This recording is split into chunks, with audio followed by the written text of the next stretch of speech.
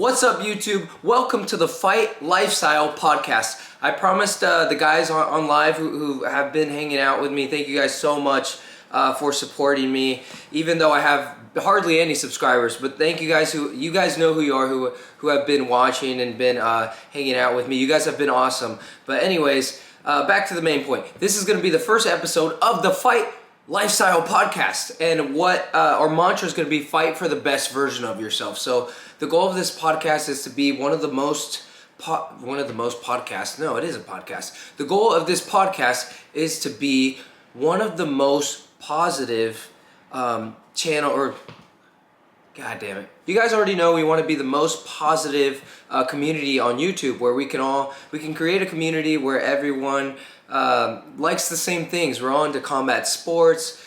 We all like training. We all like getting better. We all want to learn more about Stoicism, about mental health. We talk about sports psychology. For those of you who don't know me, I coach a lot of beginners in boxing and kickboxing. And for now, my stage name is the Bear Jew. I'm going to stick with that until I get to know you guys a little bit better, and then maybe I'll give you my real name, but not yet. Not yet. But if you're tuning in for the first time, thank you so much for watching me. Without you, I'm basically talking to myself like a weirdo. So thank you. For this first episode on the show, we're going to go over topics that a lot of people who joined me on live wanted answered. They had these curiosities, these questions, and as a coach, I thought I could really help you guys out. And the goal for this podcast, for this show, is that people watch it, they put their headphones on, and they have a better week, they have a better month, they end up having a better diet, they do better in sparring, they get better training. They message me and said, did they say it already? No, they messaged me and they say, because of you, my sparring went so much better. Because of you, I won my first boxing match. Because of you, I looked up that video game that you're recommending, and it was fun as fuck. You know, stuff like that. I want everyone, you know, if we're all hanging out here, maybe watching a UFC fight night, I would want everyone to vibe, have a good time, talk about different martial arts that you do, whether it's wrestling, jiu-jitsu, kickboxing, Muay Thai, and maybe we could even we could all have a gaming session together. We're all playing Super Smash Bros, competing against each other. We're all playing zombies together. I don't know, but I think that would be pretty cool, is having a community where everyone's super cool, super positive, and they all just vibe and want to talk about combat sports and martial arts and get better. So, you know what? Let's start that today. Let's make it happen. But let's get back on track. Going with the first topic that somebody named Kratos Warrior Boy. Shout out to you, Kratos. I know who you are, bro. You know that I know that you know that I know that you know that I know that you are who you are. But anyways, here's a topic that he really wanted to know, and I think a lot of beginners, even advanced fighters, could really use this. Even if you're in Muay Thai, kickboxing, boxing, whatever. A lot of people that I train have a huge problem with this. Most guys who I train in boxing or kickboxing usually gas out in the beginning, in the first 60 seconds, to be quite honest with you. And it's because it's not their fault. They just don't know how to control their power. They waste all their energy too soon. Or maybe they just don't even know what to do for training to keep a good gas tank. So what Kratos Warrior Boy wanted to know is that what's good endurance training for a good fighting gas tank? And I really took my time with this one because I think it's really, really important. So I put a bunch of notes on my laptop and I answered it the best I could, so that I could give you guys a real, meaningful answer that you can already use today. So I think what works really great, that's pretty easy to use, and you can find it at almost any gym, is the assault bike. It's one of the most underrated weapons for building a real fight-ready gas tank. That's what I put in my notes. The assault bike is one of the most Why can't I talk? The assault bike is one of the most underrated weapons for building a real fight-ready gas tank. Okay? There you go. We got it. I need some more coffee. The reason is because it trains fight-specific energy systems. Okay, we're going to get into this. This is where you really got to pay attention. It's going to help a lot. So the assault bike helps train fight-specific energy systems. So the assault bike allows you to train anaerobic power. So for example, hard flurries, longer combinations, quicker movement, better speed. All great things that can help you do way better in sparring and in boxing matches, kickboxing matches, whatever, right? It helps with lactic tolerance. So when your arms feel heavy, you can't really lift them up, you keep dropping your hands. Lactic tolerance helps so that basically you can tolerate more fatigue. And basically what I wrote is that you can move forward with confidence even though you're tired. And so that's going to be lactic tolerance. It helps with that. One of the last things that I put in my notes is aerobic recovery. So how fast you recover between rounds. That means basically in simple terms, I put that's going to mean that you're always fresh when you start a new round and you have good quality energy. You recover really fast and you are able to recover quickly as well. I don't know if I repeated that. Maybe I did, but who cares? So, Coach. So Coach Bearju, how many rounds should I do on the bike? You know, if I want to build, if I want to get all these great benefits that you're talking about. Well, what I would start with, especially if you're a beginner, is start with 3 to 5 rounds on the assault bike. And it's going to look like this. You're going to be at a medium to hard pace for 3 minutes, and then you're going to take a 60-second rest. And then you're going to do another 3 minutes, and then another 60-second rest. And then you're going to do, you get the idea, basically you're going to continue this on for 3 to 5 rounds. And you're going to find out really fast. You're going to find out really fast how your gas tank truly is. But the goal for those rounds is to really just focus on pacing, breathing calmly, staying composed, and working consistently. When you're on the assault bike, you're really torquing your lats, your shoulders, so you're really pushing, pulling, and then you're moving your legs and generating power at the same time. And you're gonna find out really quick when you're breathing for your damn life of how difficult the assault bike can be, but it's gonna really help your conditioning, and you're gonna be a lot more alive in sparring. You're gonna have a lot more energy. Your shoulders and your punches are your shoulders are gonna be a lot more conditioned to throw more punches and meaningful combinations, and you'll find yourself not dropping your hands as often, and your arms and your the way that you utilize your jab, you're going to be more active because your shoulders can keep your hands up because they're stronger, they can endure more. So that's the best description that I could, best answer I could give for Kratos, Warrior Boy, on endurance training for a fighting gas tank. I think the assault bike's going to help you a lot, and I think it's going to help a lot of people to build their conditioning. So try it out, try that out, what we just went over, and let me know how it goes for you. I think it's really going to help. So let's get right on to the next topic. Okay, Kabuto Citizen, shout out Kabuto. I'm pretty sure you're from Italy, if I remember. I think we talked briefly, and I let you know that my dog's name is kind of Italian. His name is Bacio Linguini Tortellini. He's a little corgi, and he is awesome, but I just gave him that cool name so that if he gets in trouble, I could be like, Bacio Linguini Tortellini, you're breaking my heart the way that you over there beat all on the carpet, you know. I just wanted to yell his name in a cool way. That's it. But he's awesome. Anyways, Kabuto Citizen wants to know how to win boxing matches. How to win. You know, we want to dominate. We want to control. We want to take as many wins as we can, right? So here's how you win boxing matches. And it's going to be pretty simple, but most people don't do it. You have to. I'm going to only, you know what, I'll probably repeat this on this show a million times. How to win boxing matches. Master the jab. Please, I'm begging you. Master the jab. I promise it's going to help you. I promise. Master the jab. A fighter, these are my notes. A fighter with a great jab controls pace. They control range. They control distance. They set up traps and set up clean punches. It's effective aggression, you know? They like seeing that, so they can give you the win.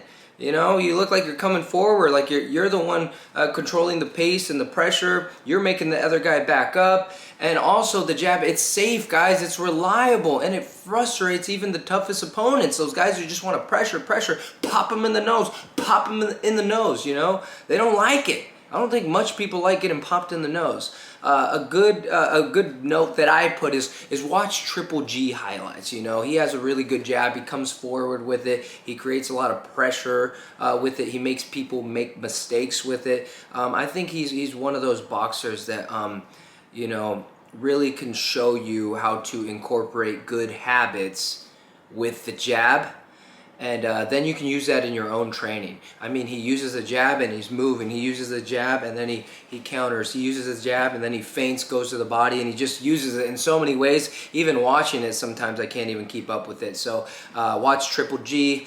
Master the jab. Watch maybe one of your favorite fighters who has a really good jab. You know, even if you want to watch guys from the UFC like Alexander Volkanovski or Max Holloway, really watch. I mean, like, watch how often they feint, how often they manage distance. Watch everything they do and try to copy those good habits and incorporate it in your own training, and you'll do way better. And you'll win boxing matches. So, Kabuto Citizen, I hope that answered your question. Love ya. And also, if I didn't say it, Kratos Warrior Boy, love you. Great questions, guys, and great topics. Let's get on to the next one.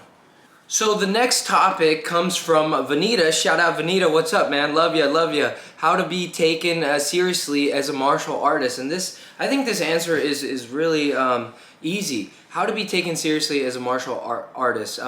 Well, as a coach, I can tell you with coaching wrestling in the past and boxing, kickboxing, I can at least tell you from a coach's eyes, a coach's perspective, how I kind of judge someone and take them serious as a martial artist in that way, I guess. I will take them seriously based on their actions. It's always going to be based off your actions. I'm like, don't tell me what you're going to do. Don't tell me what you're capable of. Don't spend an hour talking to me about, Coach, I want to do this. Coach, I want to do that. Coach, I want to be the best kickboxer ever. Coach, my boxing is going to get really good, and I promise I'm going to practice every single day. I'm like, don't tell me that. Show me. Just show me, and you'll tell me everything that I need to know with your actions. There's so many guys who will do this. Coach, I want to train every day. I want to train 7 days a week. I'm going to get good, Coach. I promise. I'm like, okay, great. Guess what? The next day, they don't even show up to practice. And guess what? The next week after, they don't show up again. And then it's been months since I've even seen them. So a lot of athletes are like that. They don't show up. They say they want to train, they don't train, they say they're going to eat healthy, and then they come, and I'm like, they come to practice, and I'm just like, what's going on? Why are you looking so sluggish? I'm like, oh, I ate McDonald's before, I messed up, and I'm like, dude, like, it's just a lot of people really waste words and they waste time. But if a guy, the guys who I know are going to get really good and I can take them seriously, are going to be the guys who are over there. They're hitting the heavy bag. They're ripping it. They're rolling. They're slipping. They're sweating their ass off. And guess what? They're not doing much talking. They're just working the heavy bag. They're sweating their ass off without anyone over there really watching them or paying attention to them. They're just grinding no matter who's there. So I hope that helps, Vanita. Just be more action and less talk. Always more action, less talk. A lot of coaches will like you, respect you. People you train with will respect you a lot more. And that action speaks for itself. It always does. So, love ya. Great question. Great topic. On to the next one. Okay, let me get some coffee first. I'm dying here, dude. I'm recording this at like 6 in the morning. Hopefully I can get it up later for you guys because I promised Friday and I always keep my promise. I don't know how that incorporates to this, but I've been watching a lot of Kill Bill recently. Actually, I'm watching it for the first time, so I can't believe I took this long, but now I just want to slice people up for some reason. Imaginary people, at least, because real people, I don't know. I don't know how long I'd be able to you know what? Let's move on. Anyways, the next topic is Vanita. Another one from Vanita. Vanita asked a lot of good shit, man. I really appreciate that. You asked some dope topics that I think most people probably want to hear anyways. So the last topic we're going to go over is Vanita asked how to have a calm mind and be more present. What a great question.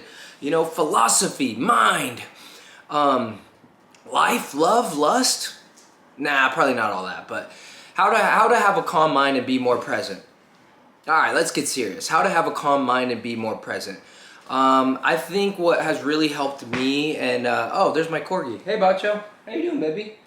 I think what will really help you have a calm mind and be more present is Stoicism. Read a book. The book that I love, I'm almost done with it. It's called The Daily Stoic, and you're supposed to read like 1 page a day. And the little sayings are supposed to help you, guide you on your journey of life, so that you're more calm, you're more present, you're more in the moment. You have control over your emotions. Stoicism is very notorious for having very simple sayings that put a lot of power and meaning into your life that you can, and a lot of these sayings you can use every single day. And I'll read a few, Vanita, but my advice for all of you is pick up the book The Daily Stoic. I believe you can get it on your iPhone. You can just buy the book online, but you read about 1 page a day, and all the sayings are supposed to guide you. So you have better training, so you're a better friend, so you're a better father, so you're a better person, a better athlete. It really helps a lot. I'll read a few so you get a good example. Here's how you become more calm and more present. Read some books about Stoicism. Here's a great one. Don't explain your philosophy, embody it. We just talked about it. Don't explain your philosophy, embody it. So that's kind of what we mentioned about don't talk so much, be about real action.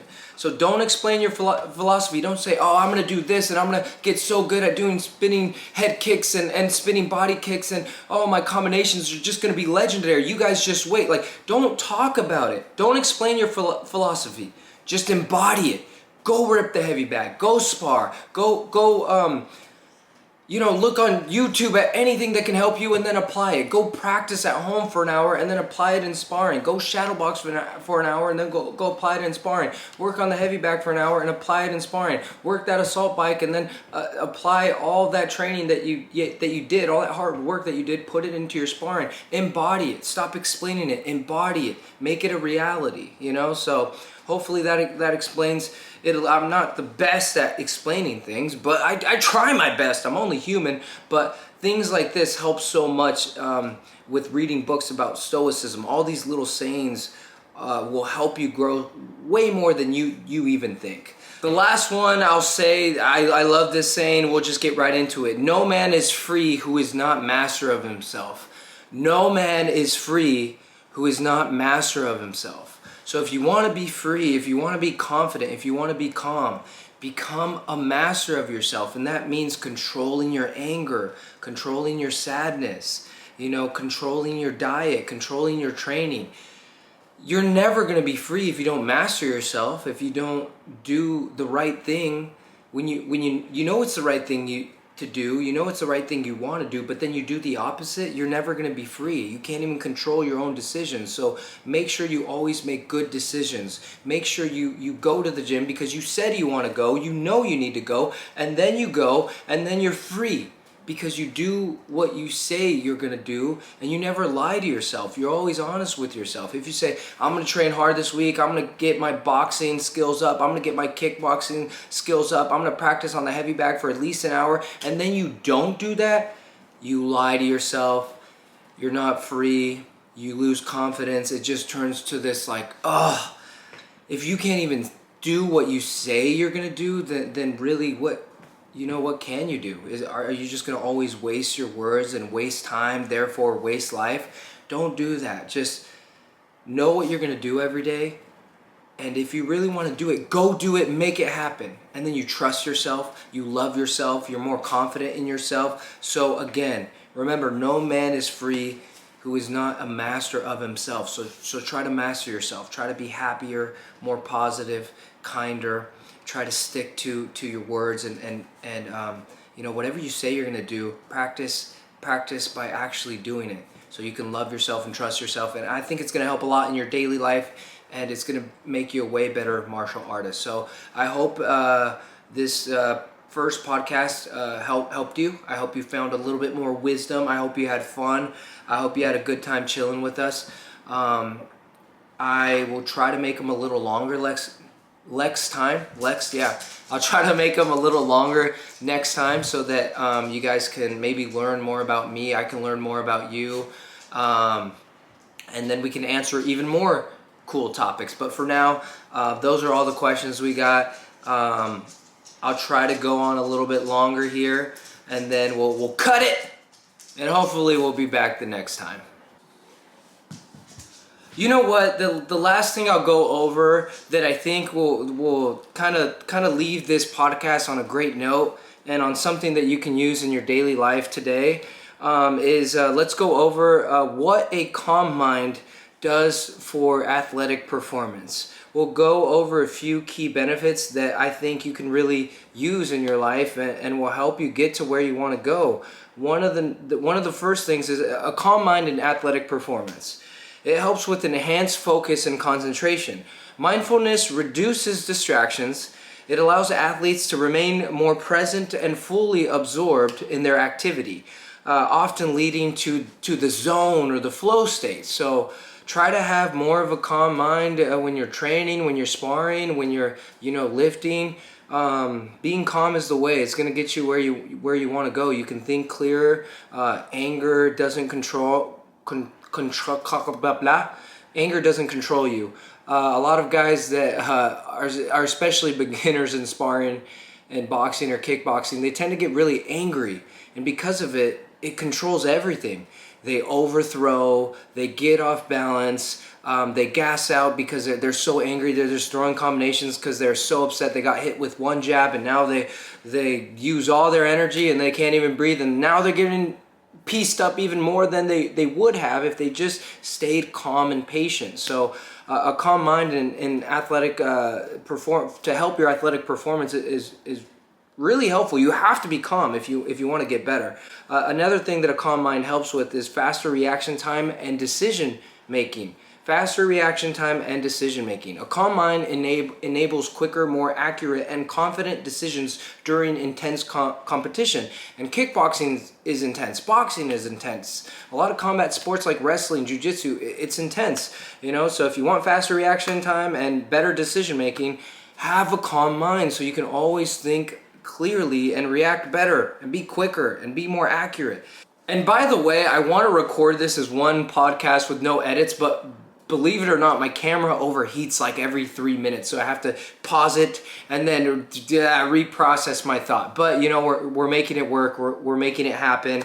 You know what? We're gonna cut it there. Let me know what you guys think about it. Let me know if these topics helped you in any type of way. Let me know if the other topics that you want to hear about next time. And at the end of the day, you know what? Thank you guys so much for watching, because you guys, again, you don't have to like this, you don't have to subscribe, you don't have to spend a minute hanging out with me, but the fact that you choose to, if you do, thank you so much. Seriously, thank you so much. I started with 0 subscribers. It took a year, but I'm at 350. Hopefully we can grow more than that. But and if we get people commenting that they liked it, that they didn't like it, that they like some topics, that they would like to hear more different topics, and you can leave the comments of more things you'd want to hear next time. We'll try our best to just make it better and better, and hopefully start the growth from here. But for the people who submitted topics, thank you so much. Sorry, my corgi's going crazy right now playing with his toys. But you know what? Thank you guys for watching, and I hope I could slowly make it better and better for you guys. This was the Fight Lifestyle Podcast. Fight for the best version of yourself. Hopefully next time we could talk more about UFC fights. We could talk about UFC fighters, what they do well, what they do bad, upcoming fights, breakdowns. More stuff about mental health, more stuff about diet. I help people with weight loss transformations. I help people gain muscle. But mainly my experience is in coaching, boxing, and kickboxing. So if you guys want to go over stuff regarding that, hit me up in the comments and let's do it, guys. Let's have fun. Even video games, dude. I'm so excited for Resident Evil 9. That's like I love horror games. I played Dead Space. A lot of Resident Evil games, Super Smash Bros, Breath of the Wild, Zelda, Super Mario 64 when that came out, that was my shit. There's so many awesome video games and movies that I love too. That's why my name is the Bear Jew. Got it from Inglourious Basterds, one of the sickest movies ever. But yeah, if you guys want to talk about video games, movies, whatever, dude, let's talk. Let's have fun, and let's have a good time every single time that we come on this podcast, on this show. So we're slowly building it. We'll figure it out as we go along, but thank you for rocking with me, guys. I hope you have a great day, and I hope that this helped you in some type of way to have a better week, a better month, a better training session. And love you guys.